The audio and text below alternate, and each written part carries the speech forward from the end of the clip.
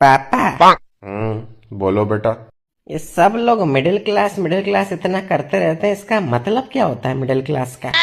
Middle class मतलब हम बेटा। हाँ नहीं, वो तो पता है कि हम मिडिल क्लास हैं, पर इसका मतलब क्या एग्जैक्टली? हम मिडिल क्लास कैसे हैं? विस्तार में बताता हूँ चलो तुमको। देखो बेटा, एक बार एक गांव होता है जिस गांव में 3 लोग रहते हैं। एक का नाम होता है गरीब, एक का नाम होता है मिडिल क्लास, एक का नाम होता है अमीर। अब गांव में सभी लोगों को सुविधा मिल सके, इसके लिए यह तय होता है कि सभी लोगों को टैक्स देना पड़ेगा, महीने का 100 रुपए। गरीब इतना कमाता नहीं है तो वो टैक्स भर नहीं सकता। अमीर के पास अपने जुगाड़ है तो वो कुछ ना कुछ करके अपना टैक्स बचा लेता है। अब बचा मिडिल क्लास जिसको पूरा टैक्स भरना पड़ता है। फिर तो मिडिल क्लास को पूरी सुविधाएं मिलती होंगी ना पापा, क्योंकि वो पूरा टैक्स भर रहा है। नहीं बेटा, सुविधा मिलती है गरीब को क्योंकि वो गरीब है, और अमीर को क्योंकि उसके पास ताकत है। तो हमें क्या मिलता है पापा? बेटा, हमें मिलता है एक सर्टिफिकेट कि हम गरीब और अमीर दोनों के अन्नदाता हैं।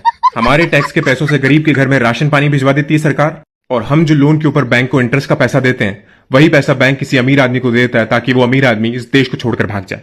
तो इन शॉर्ट बेटा, हम इस देश के सुपर हीरो हैं। अन्नदाता हैं हम गरीबों और अमीरों के। मिडिल क्लास बहुत बड़ा सुपर हीरो। समझ गया पापा।